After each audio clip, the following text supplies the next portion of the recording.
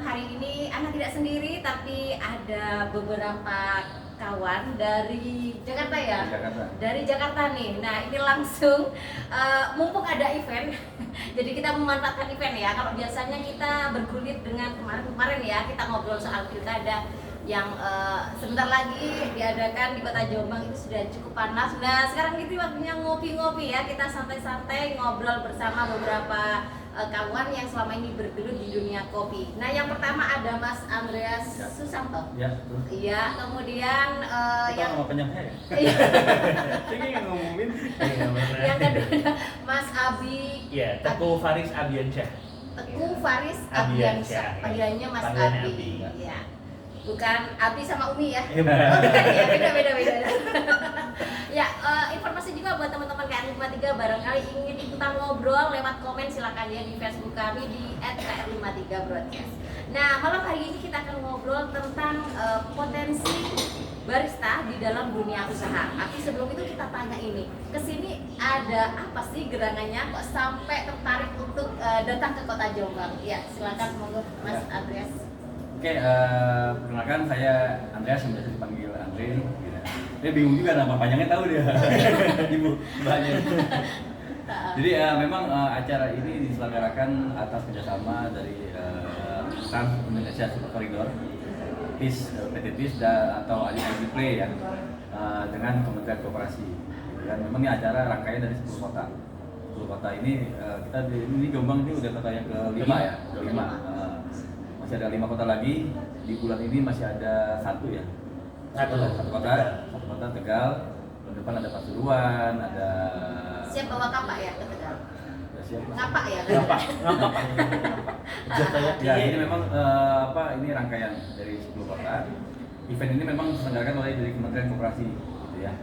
Yang mana menyasar ke barista-barista yang memang yang di daerahnya masih seperti ada potensi nih untuk kemajuannya lagi. Ini kan Jombang ini lagi bertumbuh nih gitu ya, untuk perkembangan si kopinya ya, kopinya terutama gitu kan.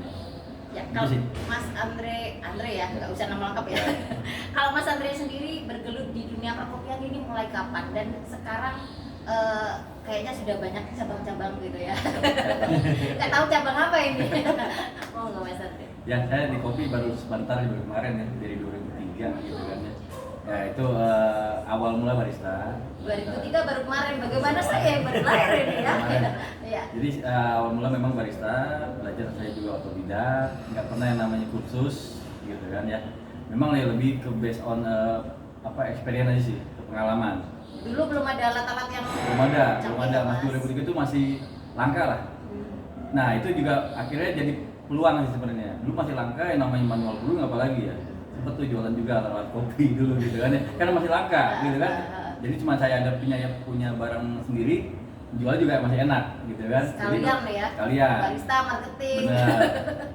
Itu akhirnya ya hijrah lah ke yang ke modern ini untuk upgrade skill sih sebenarnya sih gitu ya. Kalau Mas Abi sendiri, Terjun di dunia kopi. Iya. Kalau aku terjun di Hobi atau kejebur? Sebenarnya basicnya karena emang awalnya dari pecinta kopi ya. Maksudnya awalnya sebenarnya bukan di kopi dulu nih, lebih ke masaknya dulu. Jadi karena bukan, lebih ke masak, beneran masak di kitchen. Masak. Jadi iya betul. Iya betul. Jadi awalnya dulu karena emang waktu kecil eyangku itu punya catering, jadi mainannya emang di dapur. Terus lambat laun waktu zaman kuliah itu ketika semester pendek nggak tahu mau ngapain nih, terus kebetulan ayah lagi suka sama kopi, terus wah kayaknya ngambil kelas barista enak. Nah itu di tahun 2014 apa 2015 kalau nggak salah. Itu baru terjun pertama kali di dunia kopi tahun segitu. Udah langsung jadi barista? Baru training sama magang-magang aja. Kalau untuk beneran jadi baristanya banget itu ya baru 5 tahunan. Kalau sekarang udah jadi owner? Kalau owner masih belum, masih ngurusin kafenya orang aja. Oh, iya. Salah satunya yang ngurusin kafenya Mas Andre. Kita juga kan asisten nih. Oh iya benar, merangkap ini ya. Iya. Betul. Kalau lebih jauh nih Mas Andre, kita ingin tahu ya, mungkin teman-teman muda itu kadang kan kayak fobia kayak masih ikut-ikutan tuh. Ya. Oh keren barista pakai apron gitu kan. Ya. sebenarnya seberapa potensial sih menjadi barista untuk jaminan apa kayak kerja gitu ke depannya? Kalau untuk jaminan kerja memang, nah ini sekaligus ya saya menjelaskan BNSP ini bagus untuk apalagi untuk barista-barista yang memang yang untuk jenjang karirnya ya. Karena tadi saya sempat cerita waktu di pelatihan awalnya ya saya pengalaman lama di kopi, cuman sertifikasinya belum ada gitu kan. Nah, ini jadi kendala karena di Indonesia ini sertifikasi masih nomor 1. Tidak ada pengakuan dari Ya. pemerintah. Skill nomor 2. Yang penting Ada sertifikat dulu. gitu kan. Jadi mungkin kalau di luar negeri ya beda. Skill nomor 1 kan. Nah, jadi gitu. Jadi memang untuk jenjang karir barista ini lagi bagus lah, lagi bagus. Memang industri perkopian ini apalagi di bisnisnya ya. Kalau dibilang bisnis kopi, udah banyak yang buka, tuh tiap hari masih ada yang buka, gitu kan? Masih ada yang buka kafe, masih ada yang buka ya konsep-konsep lain lah, gitu kan? Jadi dibilang menurun enggak, gitu kan? Menurun enggak? Kalau dibilang masih memang kopi masih jalan, bisnis kopi masih ramai, tuh udah banyak yang buka, banyak pesaing, banyak juga, tapi masih terus yang bertumbuh yang buka. Iya. Cuman yang bertahan yang berapa banyak? Iya. Nah itu sih sebenarnya. Jadi memang yang paling penting untuk barista ini nomor 1 ya konsisten. Nggak ada lain, konsisten. Kalau memang dia udah ngerasa di kopi ini dunianya gitu kan, ya udah gitu kan konsisten. Suatu waktu, suatu saat udah pasti ada celah, dapat celah bagus, dapat namanya memang kedepannya untuk jenjang karirnya dia sih. Itu ya. Jadi buat teman-teman yang mungkin selama ini istilahnya cuma coba-coba di Ya. dunia barista, cobalah digeluti secara serius Ya, secara kalau mau konsisten. serius. Karena kadang yang kita dapetin sekarang ya, maksudnya zaman sekarang ini tuh kayak yang tadi Bro bilang, teman-teman itu ikutan jadi barista ya ikut-ikutan aja, wah keren, saya jadi dulu ini segala macam. Sedangkan menurut saya sendiri, saya pribadi, kita kerja di dunia barista itu, kerja di dunia kopi ya, itu adalah salah satu bentuk pekerja seni kalau menurut saya. Kenapa? Seni meracik kopi. Selain meracik, kan kita juga harus bisa servis segala macam. Iya. Kalau misalkan Mbak tadi dengar juga, Iya benar. salah satu menteri LPK kita, Ibu Novita juga bilang bahwa sebagai barista tuh kita bukan cuma bikin kopi doang, tapi kita harus bisa entertain customer kita. Karena ya nomor 1 mungkin rasa bisa sama semua nih mungkin.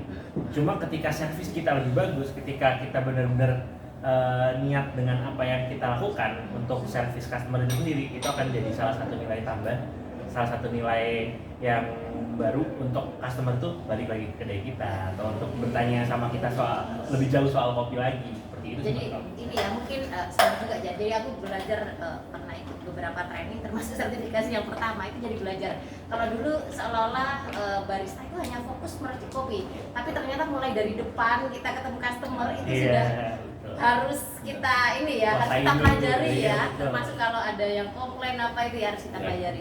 Kalau Mas Andre selaku owner ya, bosnya sapi ini, kira-kira yang membuat membuat kecewa atau membuat barista ini jadi apa ya, nggak sukanya barista seperti apa sih yang bikin merugikan yang bikin nggak atau nggak jadi laris misalnya kedainya, atau barista seperti apa sih yang nggak seharusnya dilakukan barista nih yang membuat owner tuh jadi nggak cocok nih dengan barista seperti seperti apa ya? Jadi di barista ini kan kita 3 poin penting, ada knowledge, ada skill, dan terakhir yang penting attitude.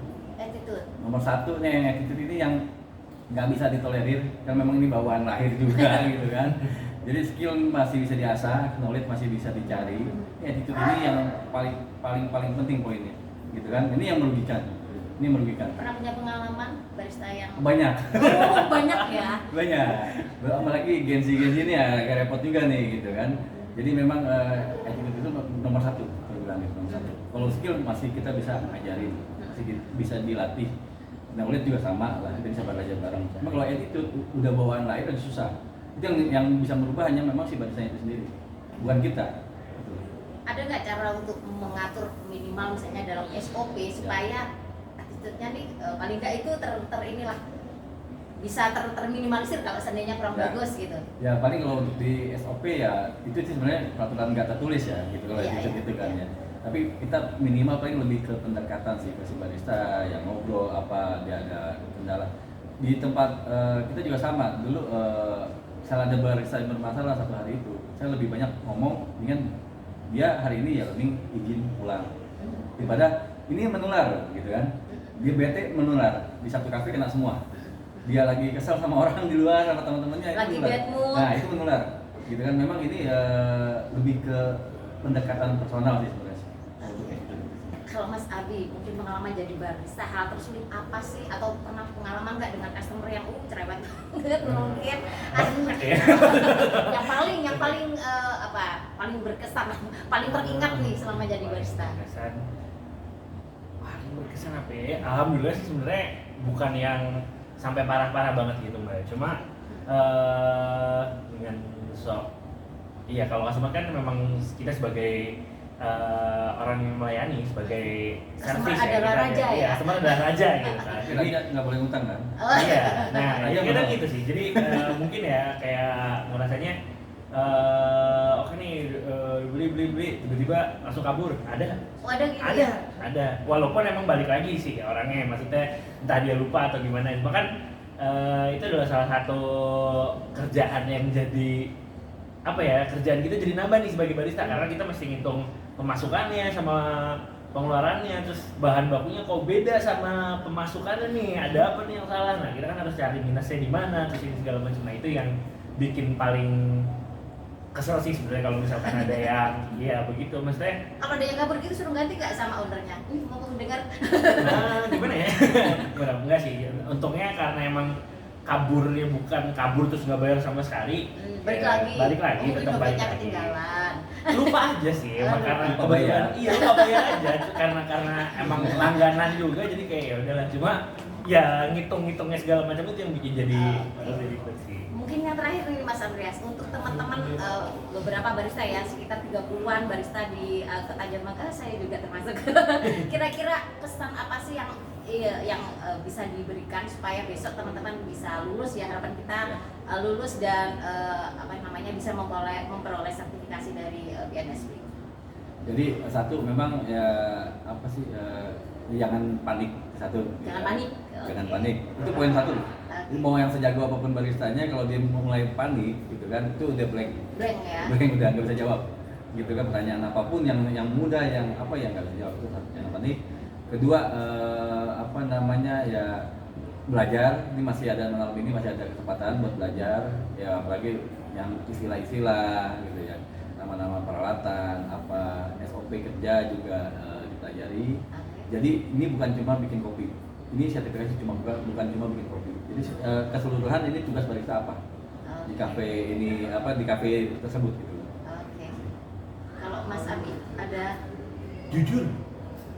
Jadi ketika sertifikasi kita nggak jujur itu akan jadi satu masalah ketika jadi maksudnya gimana nih misalnya? contoh Bisa nggak? Bisa nggak? Bisa. Nah, Bisa. Oh. Ketika Supaya dites meyakinkan makin ya. niatnya meyakinkan, cuma karena yang ngetes kita asesor ini sudah punya sertifikat juga untuk menjadi asesor, pastinya mereka lebih tahu ini benar apa enggaknya udah tahu, jadi lebih baik kan kalau bilang nggak bisa, takutnya kan nanti nggak dilolosin. mungkin bahasanya bukan nggak bisa Mbak, lebih ke arah kayak saya biasa menggunakannya ini. Atau saya bisa mungkin itu ya, jangan bilang nggak bisa jangan ya. bilang nggak bisa juga gitu. cuma bahasanya lebih dibilangnya wah nggak tahu gitu, atau malah ngebohong bisa jangan. Jadi ya nomor satu itu sih, selain relax dan jangan panik, jujur gitu. Oke teman-teman, semoga teman-teman barista nanti bisa langsung mantau ya di live kita kali ini di KR53 Broadcast, dan bisa menjadi, masih ada waktu malam hari ini untuk lebih menguasai materi.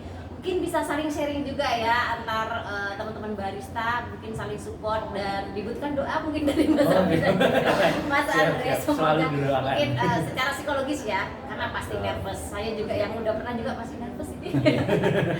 Oke, terima kasih Mas Andre atas waktunya, juga Mas Abi. Semoga saja bermanfaat, dan lain kali kalau sini boleh mampir tuh ke semua gede-gede. Oh siap, insya Allah kalau ini lagi kita mampir. Oke, terima kasih Sobat KR53 atas waktunya. Kita tutup dan insya Allah kita jumpa lagi dengan tema-tema yang lain. Wassalamualaikum warahmatullahi wabarakatuh.